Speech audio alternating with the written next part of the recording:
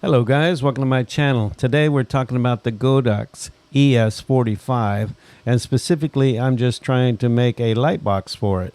Nobody has one that I can find online except for one that's on a website that I don't normally use, so I really don't want to go with that. It's not really specifically for this one. So I did a search on AI, on Grok AI, and it gave me some parameters to build one on a 3D printer. So I have the Ender 3 version 3 SE, and it's sitting over here waiting to do a job, so I put it to work. So I came up with this, well, Grok came up with this grid. So this is the grid, and it printed good. It's got a nice grid pattern to it, and it's solid on the back, which needs to be removed.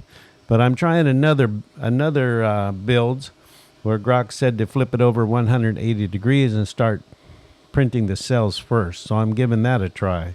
So I am also checking out for noise cancellation with this microphone. I've got the gain turned way down, and I've got this printer going on in the background right here. And this 3D printer, let me record that. I'm going to get over here and get a good look at it. So this 3D printer is printing out the cells right now. So we're going to give that another try to see how the grid turns out.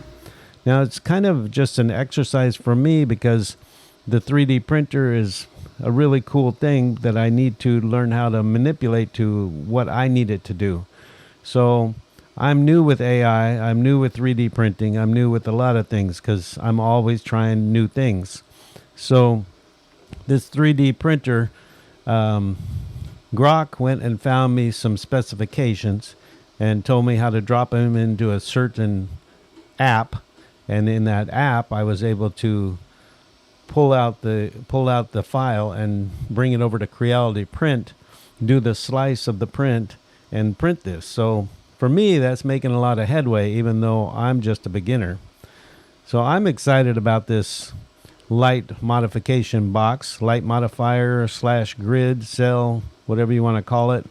It's not going to be perfect, but you know what? You have to start with little steps before you can get to big steps.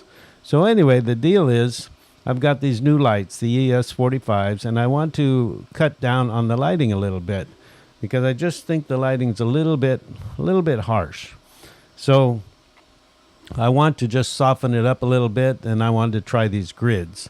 So we got the 3D printer going on, and we're going to wait and see how that goes out. And I just wanted to shout out to you guys and tell you what I'm up to. I also have a Blue Eddy coming in, the Blue Eddy B500K.